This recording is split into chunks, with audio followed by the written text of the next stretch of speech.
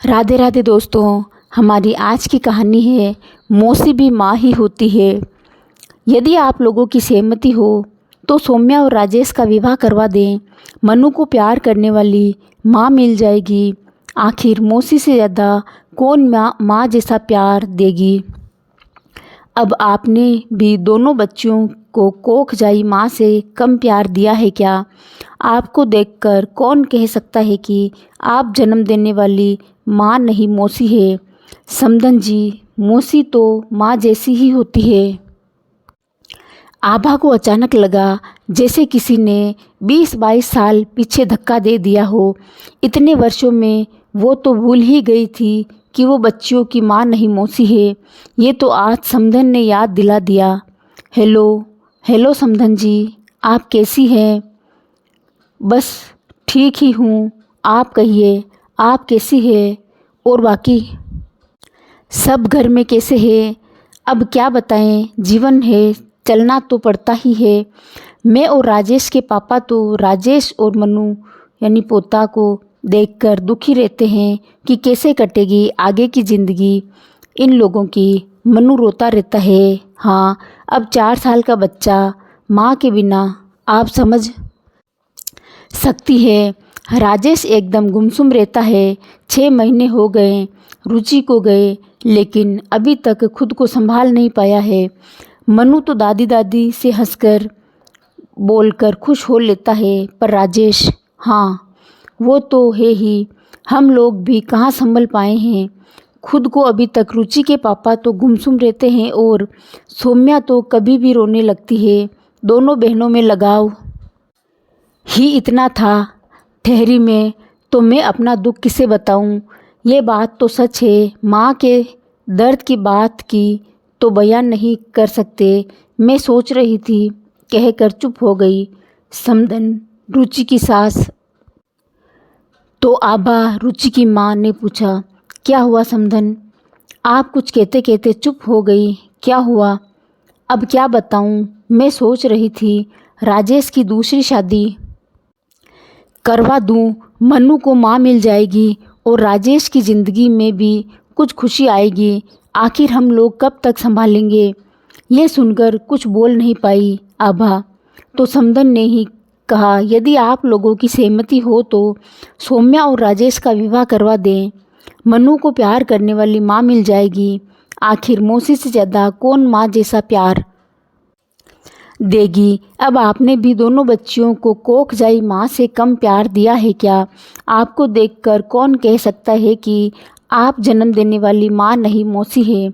समधन जी, मौसी तो माँ जैसी ही होती है।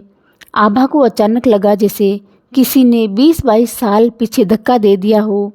इतने वर्षों में वो तो भूल ही गई थी कि वो बच्चियों की माँ नहीं मौसी है। ये तो आज समधन ने याद दिला दिया। ओहो, एक लंबी सांस ली आभा ने। उधर से समधन शायद कुछ कुछ कह रही थी जो आभा के कानों के अंदर नहीं पहुंच पाई। पूरा शरीर जैसे शिथिल हो गया। समधन ने कहा, ठीक है समधन जी, रखती हूँ, आप आराम से विचार करके बताइएगा। नमस्कार। जी नमस्कार, कहकर आभा ने फ़ोन काट दिया और उसी शिथिलता से वही सोफ़ा पर बैठ गई। आभा सोच ही रही थी, हाँ सच में मैं बच्चियों की अपनी माँ कहाँ हूँ, मैं तो मौसी हूँ। विभा दी की सोच। विभा दी आभा से 5 साल बड़ी थी। विभा की जब शादी हुई थी तब आभा 18 साल की थी और जीजा विनोद विभा से 5 साल बड़े। विभा की शादी बड़ी धूमधाम से हुई। आभा ने अपनी दीदी की शादी में खूब मस्ती की थी। बस दीदी की विदाई में फूट फूट कर रोई। आखिर सबसे करीब वही तो थी आभा के, जिससे वो अपनी हर बात शेयर करती थी। विभा भी अपनी छोटी बहन आभा को दिलो जान से प्यार करती थी। समय बीतते गए। विभा को 2 प्यारे प्यारे बच्चे हुए। आभा को विभा के ससुराल कम ही जाने दिया जाता था, क्योंकि 30-40 साल पहले कुंवारी जवान बेटियों को बहन के ससुराल या कहीं और कम ही जाने दिया जाता था। विभा के बच्चों से आभा को बहुत लगाव था। उसे देखने 2-4 बार ही जा पाई थी। विभा को ही मायका बुला लिया जाता था। एक दिन दोपहर में फ़ोन की घंटी घनघना उठी। 30-40 साल पहले मोबाइल था ही नहीं, लैंडलाइन टेलीफोन ही होता था। फ़ोन अक्सर घर में वही उठाया करती थी। इसी फ़ोन पर घंटों दीदी से बात भी करती थी। आज भी उसने दौड़कर फ़ोन उठाया। हेलो, हाँ हेलो समधी जी है क्या? बिलासपुर से राजेश का पिता बोल रहा हूँ। बहुत ही गंभीर आवाज़ थी। प्रणाम अंकल जी, बाबूजी अभी घर पर नहीं है। कोई बात हो तो मुझे बताइए, मैं उन्हें बता दूंगी। वो क्या है ना जी अंकल, वो विभा बिटिया अब नहीं रही। गैस ब्रस्ट हो गया था जिसमें बिटिया, इतना कहते कहते उनकी आवाज़ भर्रा गई। क्या? कब? आभा को अपने कानों पर विश्वास नहीं हो रहा था। दोपहर का खाना बना रही थी कि मैं अभी अस्पताल से बोल रहा हूँ बेटी। समधी जी के पहुँचते ही घर पर बात करवाना, हम लोग अब घर जा रहे हैं, कहकर उन्होंने फ़ोन रख दिया। आभा के कान और दिमाग दोनों सुन्न पड़ गए थे।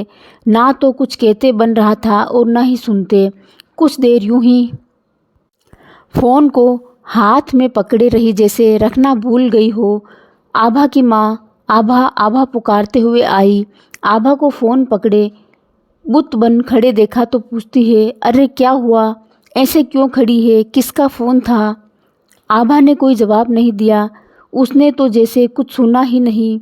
माँ ने फिर उसकी बाँह पकड़कर हिलाते हुए पूछा, बोल क्या हुआ? आभा ने हाथ से फ़ोन का रिसीवर गिरकर झूलने लगा। आभा अपनी माँ से लिपटते हुए रोते रोते बोली, माँ, दीदी।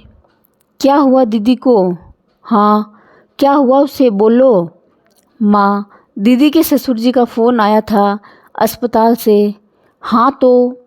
माँ ने कपकपाते हाथों से आभा को झकझोरते हुए पूछा, बोलो, क्या बोल रहे थे समधी जी? हिचकिचाते हिचकिचाते वह माँ दीदी अब नहीं, इसके आगे नहीं बोल पाई वह। तभी उसके बाबूजी भी बाहर से आ गए। दोनों को इस तरह देख आशंकित होकर पूछा, क्या हुआ तुम दोनों को? इस तरह क्यों हो? माँ घबराते हुए बोली, सुनिए जी, जल्दी से समधन जी को फ़ोन लगाइए। क्यों, क्या बात है? आप लगाइए तो सही। बाबूजी फ़ोन लगाकर कोई नहीं उठा रहा, फिर से मिलाकर देखिए। बाबूजी पूछते हुए, बताओगी भी कुछ?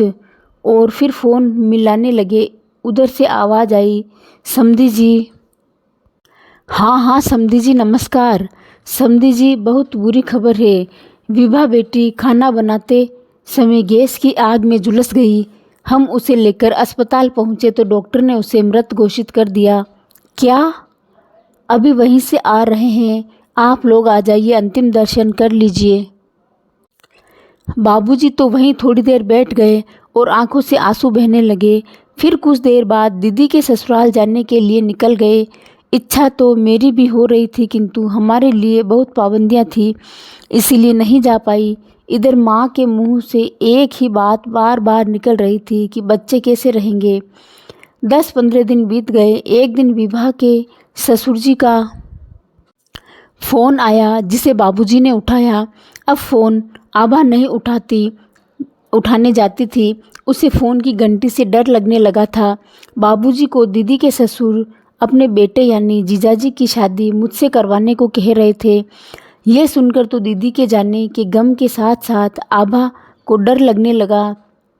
जीजाजी के साथ शादी की बात सोचकर ही मन उदास रहने लगा।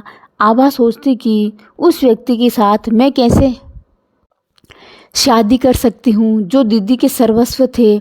जब से दीदी के ससुर ने बाबूजी से मेरी शादी की बात की, तब से माँ बाबूजी को गंभीर मुद्रा में विचार विमर्श करते देखती थी। कभी बाबूजी कहते, दामाद जी 10 साल बड़े हैं, हमारी आभा से ये ठीक नहीं रहेगा। तो माँ कह देती, आप तो मुझसे 12 साल बड़े हैं।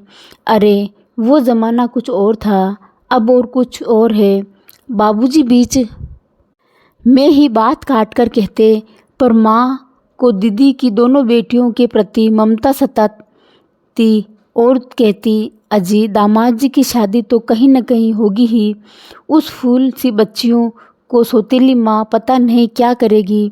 बेटे रहते तो फिर भी कोई बात नहीं होती। दोनों ने सोच विचार कर फैसला किया कि आभा की शादी दामाद जी से कर दी जाए। आभा से पूछने की ज़रूरत कहाँ थी, वैसे भी उस समय पूछा कहाँ जाता था, बस फैसला सुनाया जाता था। उसी तरह माँ ने भी आभा को बताया कि तेरी शादी तेरे जीजा से कर रही हूँ। उम्र में तुमसे 10 साल बड़े हैं, पर कोई बात नहीं, तेरे बाबूजी मुझसे 12 साल बड़े हैं।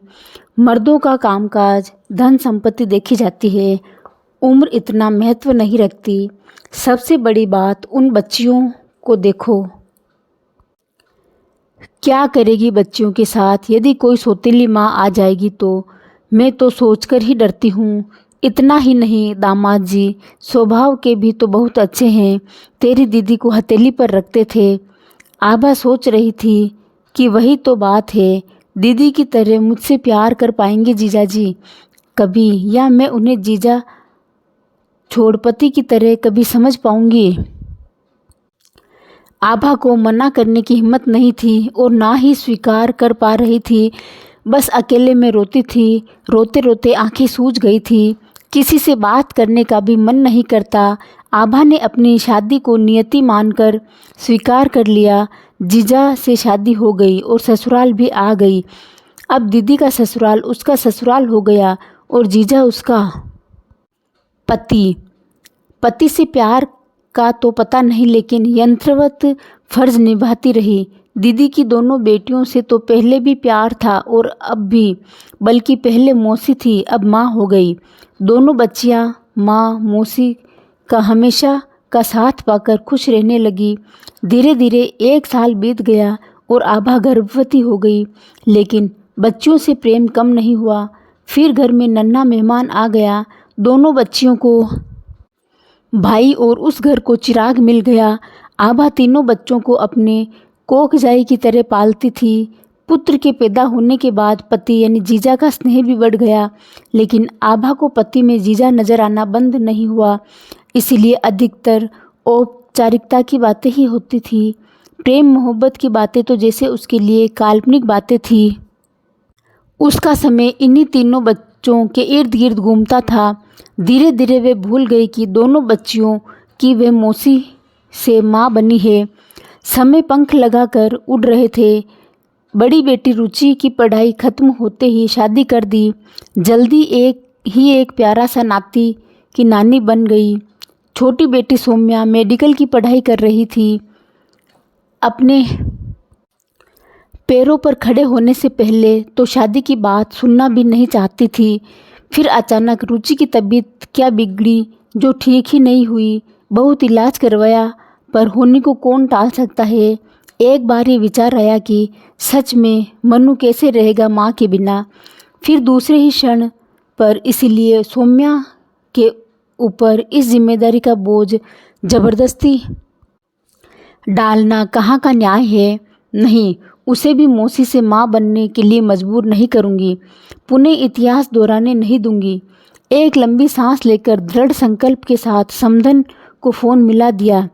हेलो समधन जी, बहुत सोच विचार कर मैंने ये विचार किया है कि सौम्या पर जिम्मेदारी थोपना सही नहीं है।